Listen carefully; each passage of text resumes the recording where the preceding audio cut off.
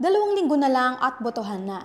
Kilala mo na ba ang mga kandidatong iboboto mo sa May 12? Hindi pa. Sige, alamin natin yan ngayon. Pero ano-ano ba muna yung mga posisyon na kailangan nating mailuklok sa pwesto? Ngayong 2025 midterm elections, ang mga posisyon sa national at local level ang pagbobotohan. Sa national level, dapat bumoto ng hindi lalagpas sa 12 senador at isang party list group. Sa local level naman, isa lang ang dapat iboto bilang congressman, governor at vice governor.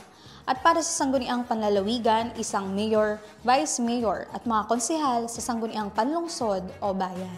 Para maging botanteng may alam, alamin ang pangalan ng mga kandidato sa inyong lugar gamit ang 2025 ballot phase templates. Sa official website ng COMELEC, piliin ang 2025 national and local elections at pindutin ang 2025 ballot phase templates.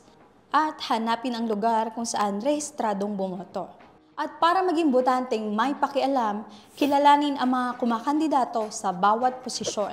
Alamin ang kanilang plataforma at tingnan ang kanilang track record. I-search din ang kanilang pangalan at suriin ang kanilang background sa public service.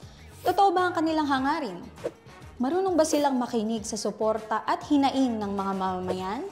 At higit sa lahat, hindi kurap, tapat, may prinsipyo at may paninindigan. Marami pang dapat isaalang-alang lalo pat pinapayagan ang halos kahit na sino na tumakbo. Pero papayag ka din bang kahit sino na lang din ang iboto mo?